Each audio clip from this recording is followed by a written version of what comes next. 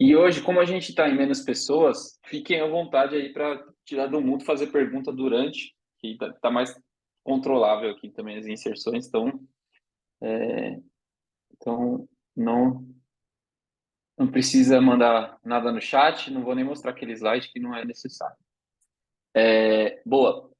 Esse Dominando Demanda 19 aqui, ele vai ser mais uma masterclass do que um podcast ou troca de ideia, tá? Então aqui a ideia é mais a gente testar esse formato, porque recentemente eu converso com uma galera do LinkedIn que quer saber umas coisas mais de conceito e menos de conversa, assim, menos de ideia, né? Mais começo, meio e fim. E tem algumas coisas na manga, assim, que ao longo da minha jornada tem coisas que são bem organizadas, começo, meio e fim, que dá para passar mais estruturado. Então, eu vou começar a testar esse formato e vamos ver. Se tiver valor, a gente continua. Se não, eu vou invertendo, vou fazendo uma de um jeito, outra do outro. E, e, mas eu acho que tem valor também, e por isso que eu quis trazer esse conteúdo específico. E aí, o tema de hoje é construção de narrativa para empresas B2B. Então, por que que eu trouxe esse papo e por que que ele não é muito popular assim no B2B, narrativa, né? Porque storytelling fica muito para um lado, geração de demanda fica muito para o outro, posicionamento é outra história, então tipo ele fica meio perdido. E, e sendo muito franco e sincero com vocês, acho que uma das coisas que mais me ajudou nos últimos 3, 4 anos foi aprender a construir narrativa. Ajudou muito em geração de demanda, muito no funil, muito em performance e tudo assim. Então era uma era uma era uma disciplina que eu não tinha essa skill e eu nem sabia por que que ela era necessária. E quando eu cruzei com ela numa fase que eu precisava mudar um pouco do messaging e um pouco de posicionamento de uma empresa que eu trabalhei me ajudou muito, muito, muito. Então, espero que tenha valor aqui para vocês também e, no mínimo, vocês vão sair mais espertos do que entraram. Então, esse é o plano. É, primeira coisa que eu queria falar sobre B2B é que no mercado B2B existe um lance que é a maldição do conhecimento. Maldição do conhecimento, o que é esse conceito? Maldição de conhecimento é, cara, o Vitor entende muito de uma coisa e o Gênesis e o Felipe ou o Ricardo entendem muito pouco daquela coisa. E eu começo a falar de determinado assunto como se vocês entendessem igual. Então, falar sobre, sei lá, cara, sei lá, sobre deixa eu ver, algum tema muito X que eu estava estudando, falar sobre. Estou olhando os livros aqui. Estratégias de guerra. Exato. Falar disso aqui, ó. Estratégia de guerra, aqui, ó. Tá aqui do lado. Então a gente começa a falar sobre um determinado assunto que às vezes eu li 10 livros e vocês leram nenhum. E aí eu começo a falar achando que a gente está entendendo a mesma coisa e a gente não está entendendo a mesma coisa.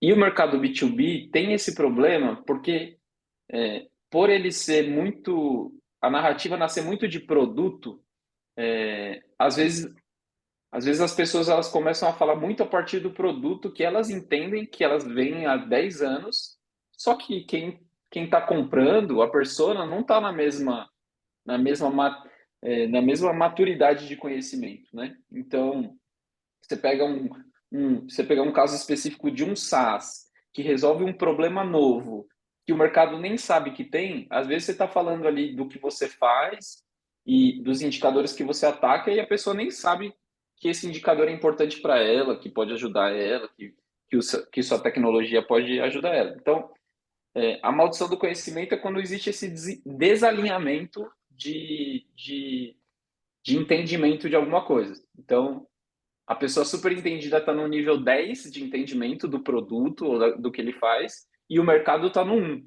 Então, eu não posso falar na maturidade do 10. Eu tenho que ser na maturidade do 1 para poder não ter ruído na minha comunicação, nas minhas campanhas e por aí vai.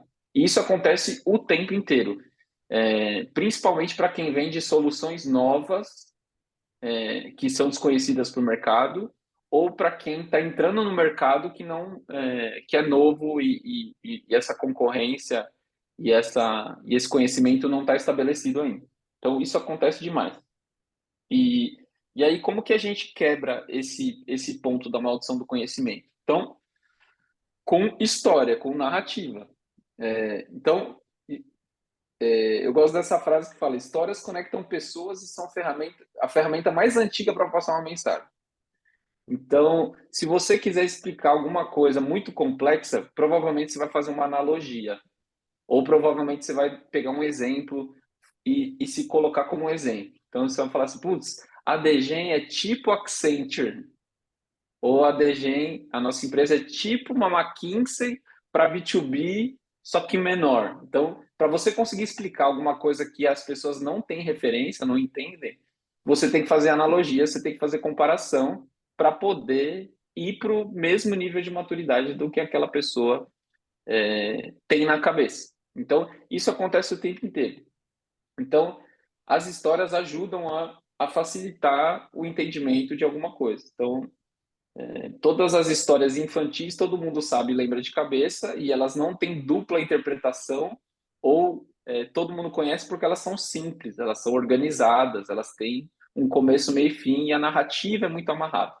Então, aqui a ideia é trazer um framework que vai nos ajudar a construir essas histórias, porque elas perpetuam campanha de mídia, essa live aqui também, e-mail marketing, que mais? Anúncio, tudo tem que ter uma história, tudo que tem que ter uma narrativa para dar clareza de todo do que eu estou fazendo, para quem que eu estou fazendo e por aí vai. E aí, há uns 3 anos atrás, eu cruzei com esse livro aqui, chamado Story Brand, do Donald Miller, que é esse senhor aí que, cara, acho que se esse livro custasse R$ 5.000, era barato Sim. para o que ele entrega, e se você conseguir entender de fato as coisas que ele traz ali, né? Sim. Então, oi, Sim. Ricardo, deixa eu fechar seu microfone aqui rapidinho. Aí, fechei.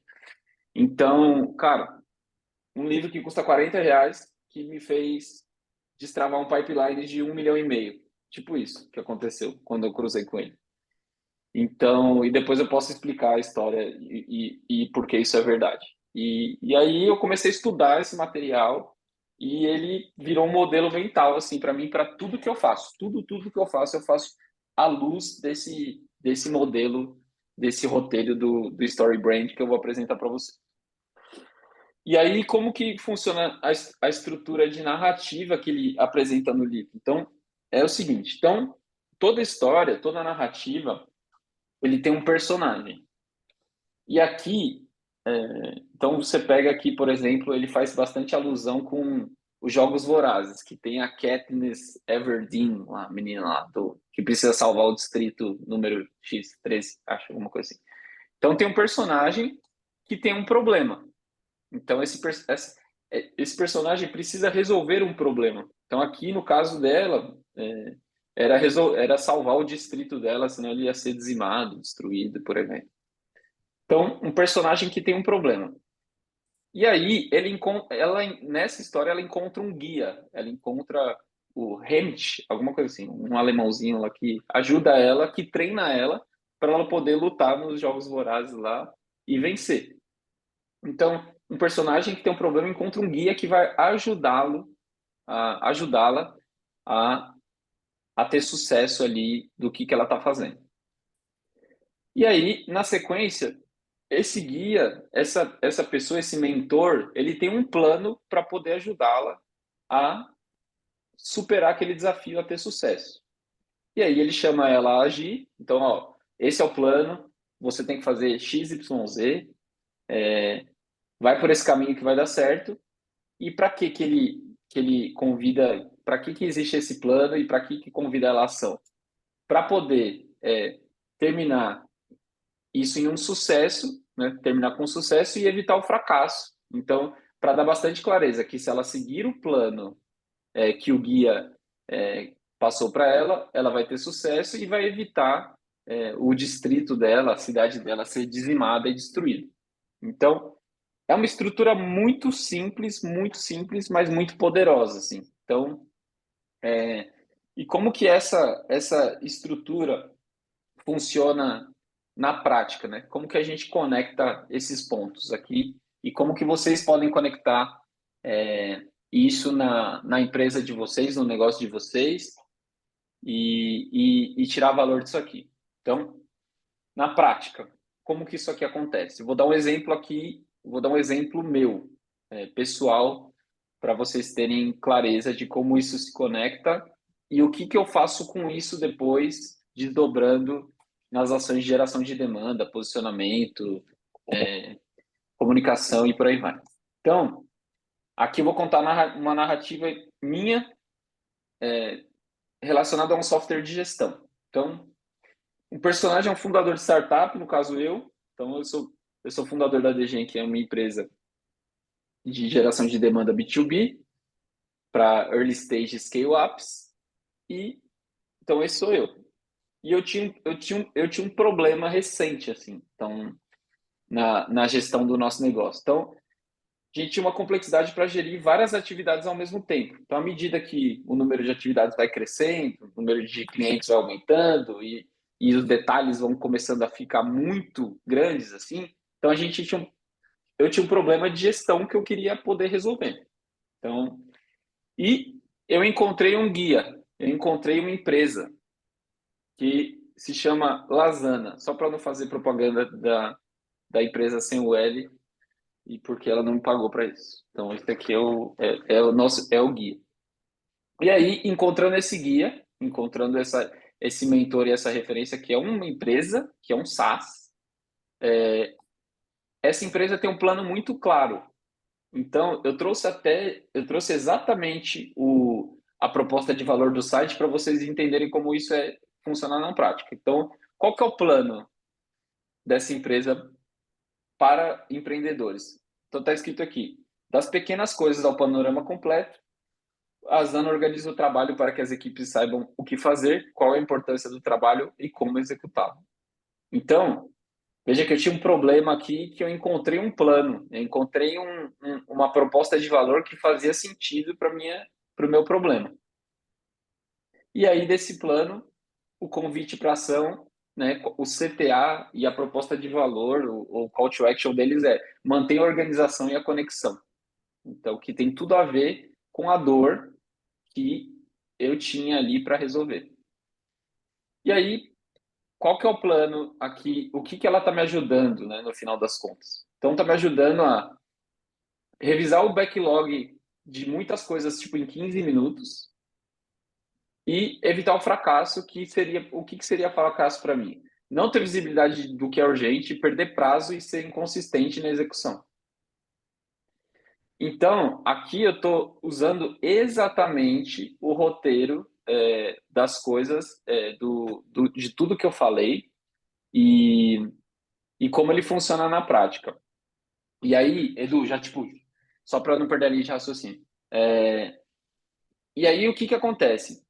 Toda essa jornada aqui é tema para conteúdo.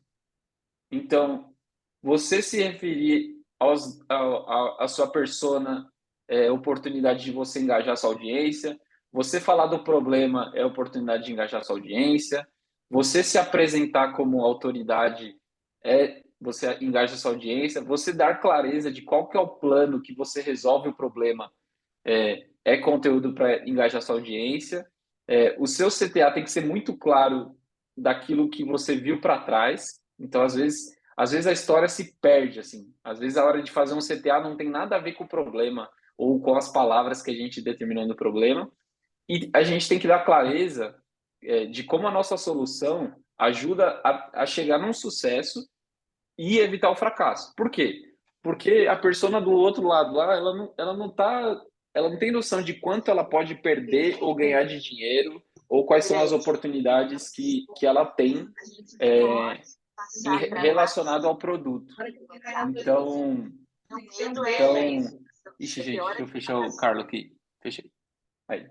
Então tudo isso aqui faz com que facilite muito para quem está ouvindo e quem tá consumindo o seu conteúdo, a proposta de valor da sua empresa, a entender claramente o que está pegando. Então, a persona sabe dessa jornada inteira? Talvez ela não saiba, mas você está guiando ela pela jornada. E aí, um último ponto, antes de puxar a pergunta do Edu, qual que é o problema aqui do B2B? As empresas B2B, elas acham que elas são um personagem, elas não têm noção que elas são o guia. E aí tudo ronda em torno da empresa e não da persona. Então, se você abrir os LinkedIns, se você abrir a timeline e ficar passando para baixo, você vai ver muito mais as empresas falando delas do que do problema da persona. Empresa. Eu não estou falando de LinkedIn pessoal e outras coisas. Então, por quê? Porque o B2B nasceu para ser institucional e corporativo. Então, ele tem muito mais essa veia do que preocupado com engajamento e com a persona em comunicação, em conteúdo e por aí vai. Então, qual que era o problema quando eu me deparei num desafio aqui que eu não conseguia engajar a audiência? A gente só falava de si. A gente só falava do que a gente era bom, do que a gente fazia, quais eram nossas features. E isso aqui não tem muito interesse para persona e eu estava falando um pouco de problema. Então, às vezes eu estava falando de feature e não falava de problema. Às vezes eu não estava conseguindo exemplificar que o meu plano era para resolver essa dor. Então, quando você tem clareza disso aqui, você consegue conectar os pontos melhor. Então, e aí eu já comento mais. Pode falar, Edu. Manda bala. Meio que trazer uma dúvida, já trazendo a solução também, Sim. e pegando essa última frase que tu comentou da clareza. Hoje a gente trabalha muito com conhecimento relativamente validado, pois que está na cabeça de alguém que a gente já leva isso para execução. Uhum. Eu comecei a explorar um pouco a metodologia do Data Proposition Design. Lá Sim, tem alguns frames que ajudam bastante a chegar a amadurecer a ideia. sim, Principalmente o mapa de valor do cliente, né? Os job mudanças do cara, sim, dores, sim, ganhos, mesma coisa do lado da empresa para encontrar esse fit. Eu fiz um exercício desse na Cobre e, cara, tipo, tô 12 pessoas numa sala, várias horas, pô, super dinâmica, e, cara, post-it voando. A gente fez no Figma, né? Então, post-it uhum, voando. uhum, Depois consolidei isso em Cards Master para a gente trabalhar em cima de adlibs depois. Então, montei um sim, adlib lá de o que é uma solução, resolve para quem, de que forma e que valor entrega. Deu mais sim, uma dezena de adlibs para depois a gente chegar naquelas capabilities que realmente são os benefícios que a gente entrega de valor da plataforma. Cara, sim, aquilo lá deu uma luz brutal pra galera, que assim, antes o conhecimento era de boca a boca. A gente sim, documentou e percebeu que aquilo que a gente estava comunicando até então estava bem fora do discurso e bem fora da sim, pessoa. sim, Então, ajudou bastante a guiar nesse sentido. Então, só queria trazer ali, né, principalmente para tentar entender o problema e principalmente validar esses pontos de ganhos de solucionadores e sim. de analgésicos, fazer esse tipo de exercício que ajuda bastante a clarear as ideias. E um ponto aqui, Edu, é que, cara, você vai ter muitas hipóteses de problema, de plano, e à medida que você vai avançando, você vai pegando a manha do que exatamente é o mais latente, assim. Então, não é que é sempre um problema, né? E são vários. E não é que sempre um plano resolve para vários. Então, às vezes você tem Oi? o mesmo software, você Não, consegue. não tem. Porque às vezes eu O mesmo software você consegue resolver problemas diferentes, né? Eu estava conversando com o Lucas Gomes essa semana, num SaaS que eu trabalhei, a gente tinha o mesmo SaaS e a gente vendia para indústrias diferentes e a gente só contava história diferente. Então, assim, é, se você conseguir ter noção que você tem um sistema operacional na mão, digamos assim, que ele pode resolver várias coisas, tudo vai da história que você conta, que vai ter valor para a sua audiência e que ela vai poder extrair valor da ferramenta, e você vai criar essas narrativas diferentes. Então, quando a gente vendia, no caso lá para seguradoras, era uma história, para banco era outra história, para Varejo era outra história. Um ajudava em Black Friday, outro ajudava em cobrança e o outro ajudava em renovação de apólice. Então, assim, eram personagens diferentes que tinham problemas diferentes. A gente era o guia para todas e a gente tinha planos diferentes. Só que era o SaaS. No final das contas, era como o SaaS ia ser aplicado. E a gente tinha muita clareza que um banco, a gente ajudava a reduzir o custo com cobrança. Então, se ele viesse com a gente, ele ia conseguir reduzir o custo com cobrança. E se ele não viesse com a gente, ele ia gastar milhões com o call center de cobrança. Então, a gente dava essa clareza e a gente colocou esse modelo mental e tudo ficou mais fácil de produzir. Porque a gente ficava, cara, qual que é o problema? Qual que é o problema? Qual que é o problema? Qual que é o plano para ele? Então, qual que é o CTA? O que a gente vai aliviar de dor ou trazer de ganho? E aí, quando todo mundo ficou na mesma página relacionada a isso aqui, cara, pelo menos essa parte aqui que fica dentro da cabeça do CEO, de vendas, de produto, que cada um acha uma coisa, quando você documenta, organiza, todo mundo fala a mesma língua. Então, aí você consegue até validar que aquela história, aquela hipótese de ICP, de persona e de narrativa que alguém do comercial trouxe porque vendeu no passado uma coisa, você testa e você fala, funcionou, não funcionou, não funcionou, próximo. Então não fica muito, ele fica meio que validado no teste, na atividade. Né? Então, contando outro caso, a gente tinha também, em uma das experiências, a gente queria entrar num segmento era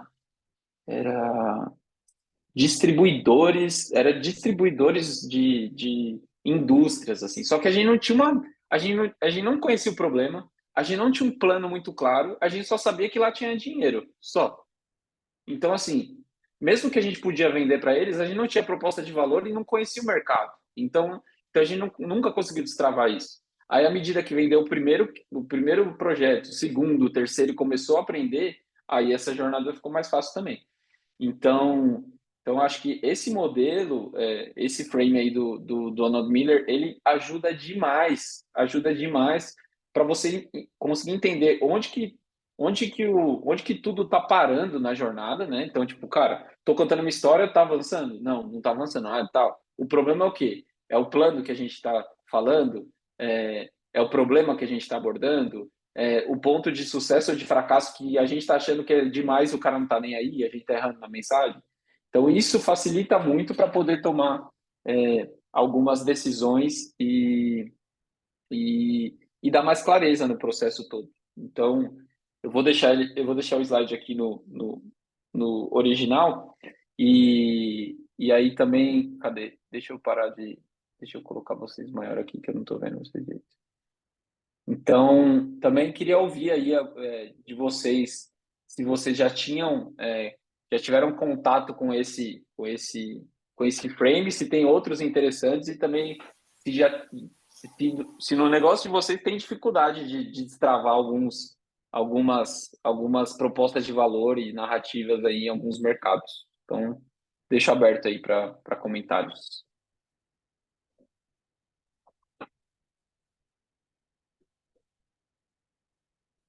Vai, Gênesis, puxa aí você. Boa, né? Tinha acabado de abrir o microfone para isso.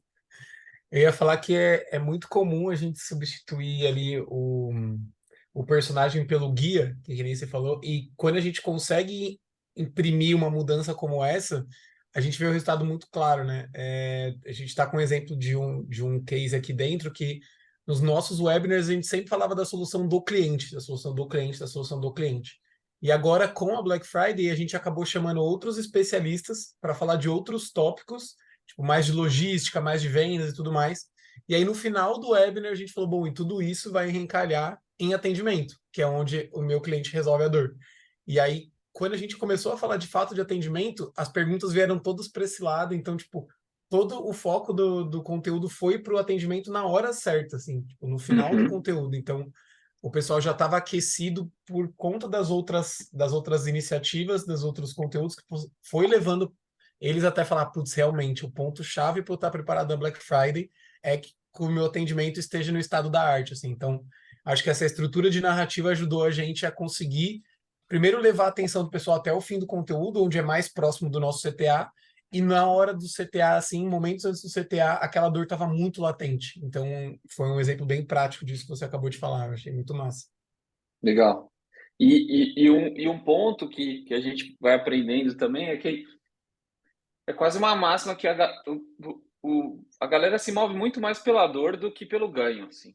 Então, e ainda mais na fase econômica que a gente está, eu acho que todas as COPs e iniciativas e chamadas, etc., que a gente atacar muito no prosperar algo que está funcionando, me parece que no nosso mercado tem poucas coisas que a galera está em abundância para a, aumentar alguma coisa que já roda bem. Então, eu acho que é mais. é, Acho que a gente está num momento muito mais de falar assim, cara, tirar o risco de não bater uma meta de receita, ajudar a reduzir custo, a, a evitar desperdício e não falar de ganho de eficiência, porque ganho de eficiência é uma coisa que tem um peso. Evitar desperdício é outra. No cérebro, quando você fala, tipo, tudo que é mais dor, tudo que é mais provocação, ele vem com uma urgência muito maior do que é, chegar no estado da arte, né? Então, é uma coisa que eu gosto de trazer e dentro das headlines e dos conteúdos que eu consigo participar para colaborar também e entender, né? Se a dor move mais ou se o benefício move mais. Tem indústrias e indústrias, né? Então, tem indústria que você falar de dor às vezes é muito provocativo e pode fazer com que a persona se sinta despreparada ou incapaz. Aí o cara não vai converter no seu anúncio porque ele não vai falar tipo, putz, eu sou ruim mesmo, tipo. Então ele não vai concordar com isso. Então é uma linha tênue também para poder fazer esse tipo de comunicação e de mensagem para essa galera para poder ajudar a resolver um problema, mas não fazendo a empresa parecer uma incapaz e a persona um idiota. Tem que tomar cuidado com isso também. Então, esse é um ponto de cuidado. Sim. E quer falar? Pode falar. Eu ia só contemplar esse ponto que a Thaís trouxe sobre aplicar também para projetos internos, né? A gente está falando Ah, não muito vi. de olho. Achei bem bacana esse comentário. Eu acho que casa muito, principalmente com a gente de marketing, né? É só comentar desse ponto sobre marketing e vendas, né? Muitas vezes é uma puta rixa, uma puta treta entre as duas áreas, onde cada um puxa mais para a sardinha do outro, sempre, né? E acho que usar essas estratégias para contar a história pro time, para tentar trazer o time para uma iniciativa que você está tentando puxar e tudo mais, tira muito o peso daquela pessoa de falar, putz, a ideia foi minha, ou a ideia foi de vendas ou foi de marketing. Sim, tipo, estamos juntos em prol de uma alternativa que é gerar receita para essa empresa. Sem ela, a gente está ferrado aqui.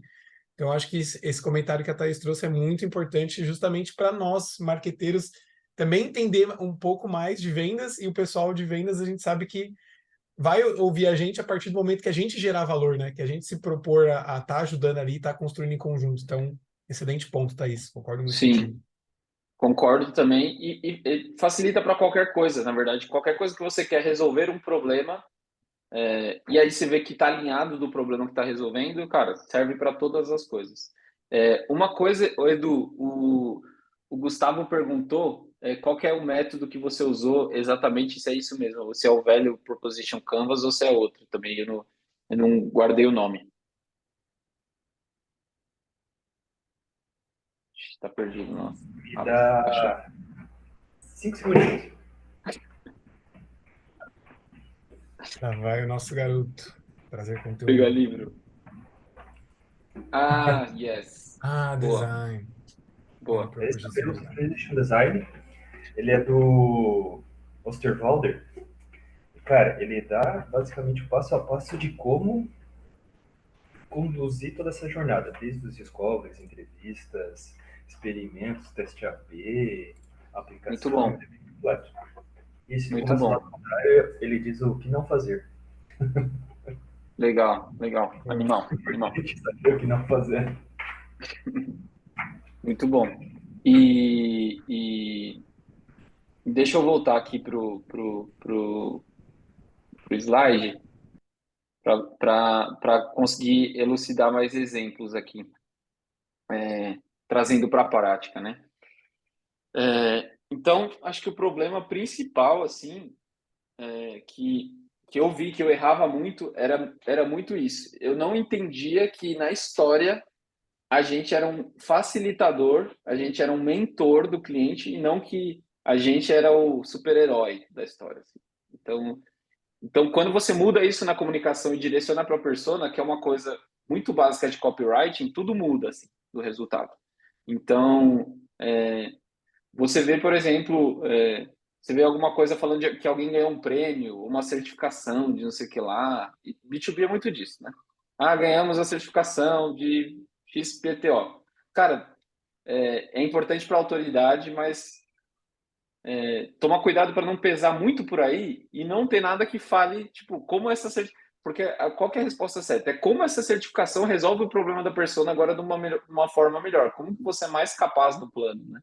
Então, várias empresas que eu trabalhei tinha esse problema. Eu tinha esse problema porque não tinha noção dessa visão toda. E hoje eu fico muito mais preocupado quando a gente está tocando projetos aqui. Cara, qual que é o problema da persona? Qual que é o problema da persona? Na headline, nos ads, ao longo da apresentação. Falamos do problema? Falamos do problema? Estamos falando do mesmo problema? Então, para não se perder no plano, né? Nas features. E aí a gente começa a falar, cara, de produto, sem conectar com os problemas que a gente tem, e aí a efetividade da mensagem cai bastante. Vai lá, Gustavo, pode falar. Prazer te ver na câmera aí, que eu só vejo sua fotinho azul também no LinkedIn. Ah, LinkedIn é boa. assim, é só de fotinhas. Boa, cara. Pô, show de bola, mano. Muito legal essa narrativa que tu trouxe, assim. Particularmente esse modelo, não conhecia, achei muito legal, cara. E vejo que. Depois eu vou trazer um caso que eu tive de uso, mas trazendo Uhum, algumas provocações, né? Cara, não sei se, por exemplo, agora eu tô num contexto que a gente está buscando validar o PMF e fazer os GTMs, né? Os lançamentos. uhum, Cara, eu não sei se exatamente todo esse frame agora ele tá pro momento que a gente tá de processo, sabe? Eu fico uhum. assim, levantando até aqui internamente, cara, será que a gente tá nesse momento, tá muito no descobrimento de dor, validação de ICP e tudo mais, né? Então eu vejo que anteriormente esse cara não entrava. Agora, como a gente tá conseguindo ter uma clareza muito mais forte da persona que a gente quer, do ICP, esse framework ele entra como um complemento de toda essa construção do PMF, sabe? Sim. É que eu acho que mesmo pré-PMF, a única coisa que você vai ter menos segurança que é a história certa. É só isso, eu acho, Uhum. talvez. Então você vai ter uma hipótese dessa amarração aqui inteira que é o head de marketing que quer aumentar a geração de demanda e encontra o podcast Dominando a Demanda, que é toda sexta-feira às 11 horas, e se ele assistir, ele tem mais chance de resolver os problemas. Se ele não assistir, provavelmente ele vai patinar no mesmo. Tudo funciona para esse modelo. Então, assim, e o que vai mudar aqui? Não sabemos se é o gerente ou coordenador, se é finanças ou se é controladoria. Então, aí faz uma variação aqui. A gente não sabe se é redução de custo ou eficiência, faz uma variação aqui também. Então, acho Uhum. que é o ponto de entendendo essas coisas e poder conectando. E isso aqui, cara, por exemplo, se a gente for descer muito para o tático, é como se a gente for falar de LinkedIn Ads para poder deixar uma coisa mais específica. É segmentar aqui, é criar uma segmentação. Gerente de RH, problema, turnover, guia sempre vai ser empresa. Qual que é o plano? A gente vai falar da nossa consultoria, que às vezes o plano é sempre igual, que é como eu vou ajudar a resolver o problema. E aí, os argumentos ao longo do tempo. Aí depois, de novo, ainda gerente de RH. Qual que é o outro problema? Recrutamento e seleção. Beleza, então ele abre uma linha embaixo da outra e você consegue olhar, tipo, fazer um teste AB e olhar bem separado como que essas narrativas se conectam, porque você sabe como você Uhum. construiu. Aí você consegue olhar e falar assim, beleza, então o problema 1 com a solução 1 funciona melhor do que o 1 com 2, e aí deixa a distribuição da resposta. É como eu enxergo quando tem coisas muito early stage. A gente vai começar coisas novas muito early stage aí nas próximas semanas, que é isso. Vendeu poucas vezes em diferentes cenários. Então a gente vai pegar esses cenários, montar tudo isso, distribuir ao mesmo tempo para ver onde que trava ou qual que anda mais rápido. Então é como a gente vai fazer. E quem já tem um histórico muito maduro, a gente só entende isso Uhum. com o time interno, com o CEO, etc, etc, para a gente estar muito alinhado e ver onde que está o problema. É quase que olhar, tipo, taxa de conversão de alguma coisa, só que você olha taxa de conversão de narrativa. Foi no problema, foi no plano, ou foi no CTA, ou foi na proposta de valor lá do final, entendeu? Boa, cara, boa. Porque eu já puxo o segundo link, que era o que eu gostaria de falar, assim, que foi num contexto, cara, muito mais estruturado, já outro mercado e tudo mais. E que, cara, o que me ajudou muito, assim, depois no B2B, foi ter participado do mercado de lançamentos de infoproduto, cara. Sim, Mano, sim, cara, eu peguei assim, pô, uma puta de uma infoprodutora, uma estrutura legal e tal, lançamentos milionários, etc. Mas o que, cara, me deu muito contexto de criar histórias, assim. Eu já estudava sim, copy, etc. Eu tenho dois paralelos, assim, foi esse mercado do infoproduto, cara, é exatamente esse contexto. Sempre exatamente. parte de uma narrativa, levanta uma pessoa, etc. E outro cara que me ajudou muito, um cara bem super doidão, assim, é o... Como é que é o sobrenome dele? O André Diamant, que tem o método do Sexy Canvas, que bate nos Aham, pecados capitais e tal. sim, E, cara, eu consegui, quando eu tive a oportunidade de pegar esses dois contextos assim, contextualizar um pouquinho para vocês. É um produto de análise de dados que tinha um template para áreas específicas. Então, o meu principal argumento não era para o mercado, era com a persona. Então, era uhum, específico pessoas de controladoria. Então, o que, sim, que eu fiz o trabalho? A gente ia lançar uma aplicação para essa persona. Então, cara, pegando certo, tanto o contexto do lançamento digital, quanto o B2B, quanto lá o André, quando eu consegui construir essa historinha, assim, a narrativa, daí o que, que a gente fez? Cara, encontrei a persona que eu queria, as dores dela. Aí a gente fez um lançamento falando sobre o futuro dessa pessoa no contexto do meu produto. Eu captei pessoas de controladoria para isso, elas sim, participaram do evento ao vivo, mesmo balela assim do infoproduto digital, cara.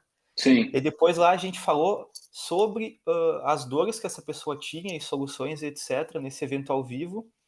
E já na captação dela, eu já jogava ela para ter uma demonstração gratuita.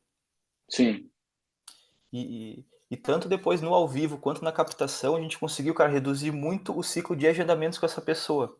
Só fazendo essa historinha do evento, cara. Eu pego a pessoa de controladoria, qual que era a principal dor dela? Ela era muito planilheira. Ela não larga a uhum, planilha. Então eu trago a uhum, solução para uma plataforma de BI para ela. E como eu sim, vou quebrar essa visão dela? Aí, cara, pô, estudei muito clientes internos e tudo mais, mas sempre aplicando essas ideiazinhas assim do lançamento, sabe? Pô, foi muito sim, bacana. Depois escalando para outras áreas também foi bem legal. Mas, cara, veja assim, tem momentos que isso funciona, tem momentos que não vale a pena, né?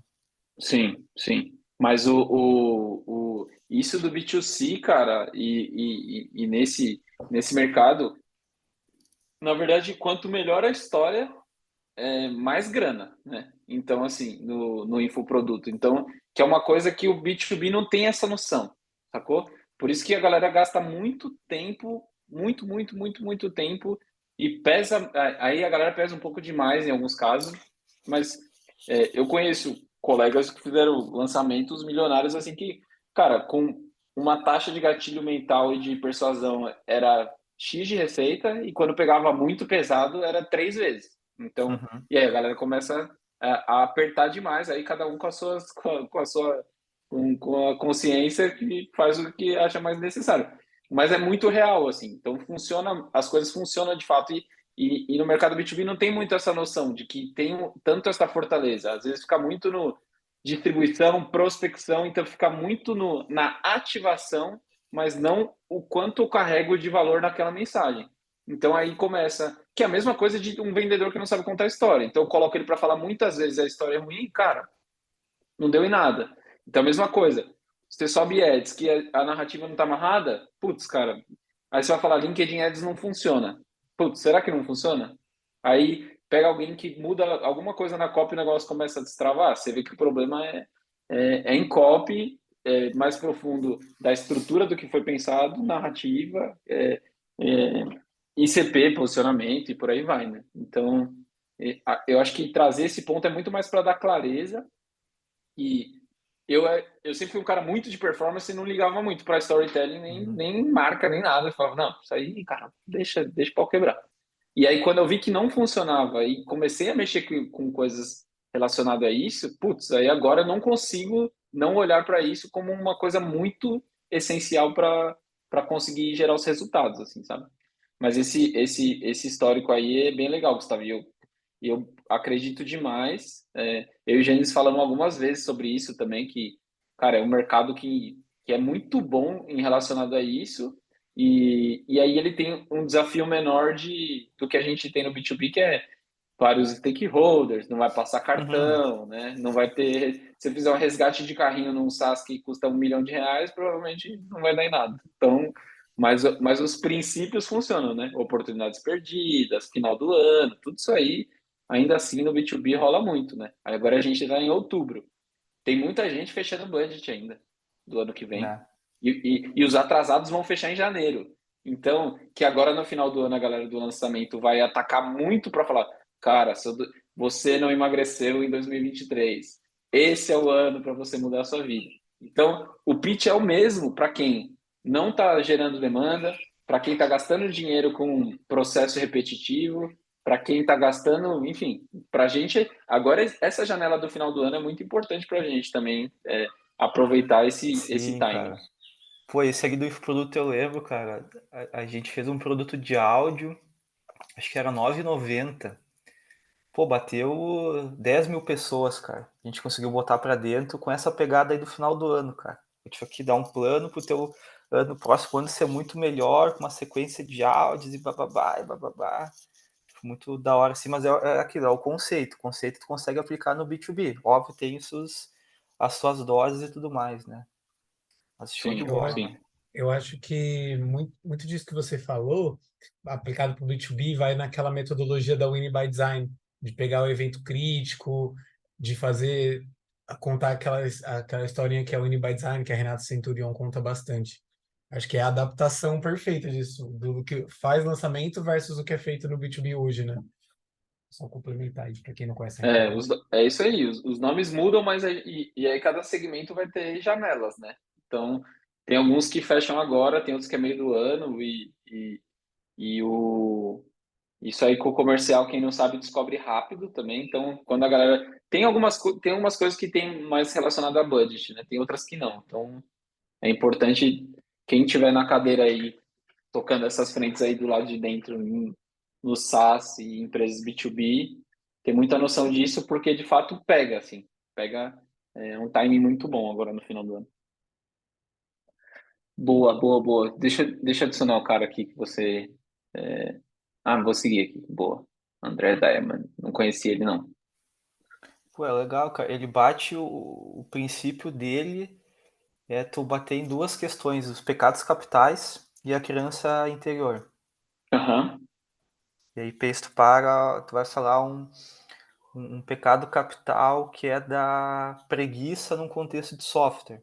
Cara, tu vai Uhum. automatizar as tuas tarefas repetitivas. Tu bate na Sim. preguiça da pessoa, né? Então são coisas que tu consegue tipo, refletindo e trazendo para cá. Vai bater na criança interior, criança tem muita segurança. Vai lá numa questão de compliance, de segurança de dados. Enfim, tem muitas assim variáveis Sim. para aplicar, principalmente em É, copy, assim, mano.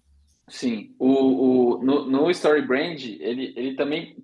Cara, tem às vezes as coisas com nomes diferentes. Como que são os problemas dentro desse modelo? Ele fala de problema interno, que está relacionado a coisas mais emocionais, pessoais, e meio que isso que você falou um pouco de quais são as aflições da criança interior, um pouco assim. Então, problema interno, problema externo, que aí de fato não consigo fazer isso, preciso atacar tal KPI, então ele é mais específico, e o filosófico. Então, o filosófico é muito.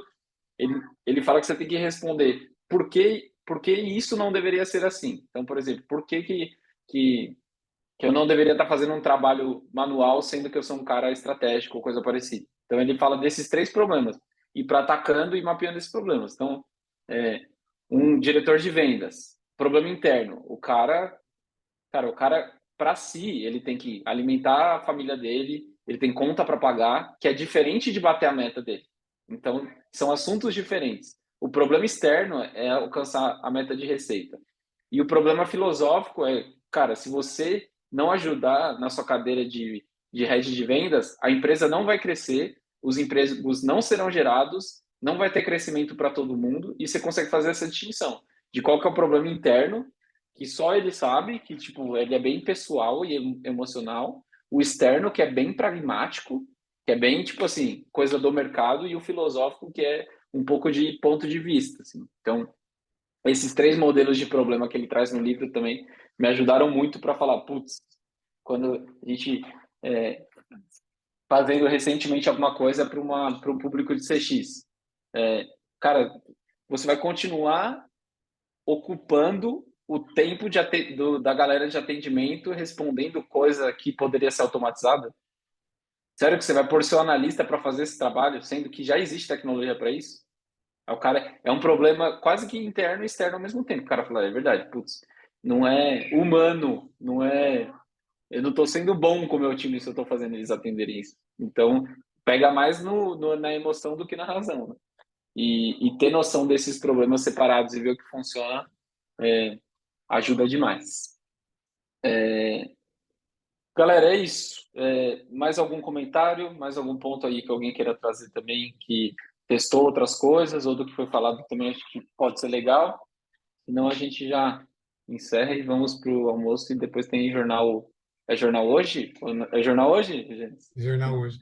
Eu não tinha visto, mas lançaram no começo do webinar que a gente era o encontro com Dominando Demanda. O Eduardo mandou. Puta, gostei demais. Encontro muito bom. Fica tranquila, Thaís. Que bom que você está aí. E que bom que o papo foi bom também. Esse formato de coisas mais estruturadas, organizadas, apresentadas, vocês acham legal? Trazer outras coisas assim, mais playbook, mais modelo? Vocês acham interessante? Que aí eu posso tentar trazer outras coisas que tem de outras frentes também. Se tiver valor, eu faço de novo. Se não, a gente volta para o bate-papo. Boa. Pô, já tem um voto. Um voto é o bastante, Thaís, para fazer de novo. Não, tem sim, pô. Isso vale muito a pena mesclar um pouco assim também. Acho que isso Sim, é legal, sabe? legal. Boa. Então, combinado. 2 votos. Então, é isso aí. Obrigado, Samuel. Valeu. E eu vou dar uma olhada no livro que eu já ouvi falar bastante desse livro. Vou dar uma olhada também aqui que pode ser interessante de trazer aqui. Mas é isso, pessoal. Então, que bom que vocês vieram mais uma vez. Obrigado pelo papo aí. E os que colaboraram com ideias ali, o Edu, referência dos livros, o Gustavo dando contexto também do que já testou e de outros mercados.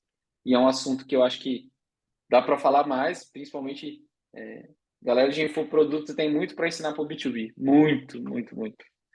E é uma coisa que eu sempre olho para isso também, olho bastante. E o Gênesis também, com tudo que agregou, trazendo a parte ali da Renata e as coisas que a gente tem testado, e estamos aí na luta para destravar a geração de demanda nas empresas. Não é fácil. Se fosse fácil, acho que o nosso cargo nem existiria. Valeu, gente. Boa sexta.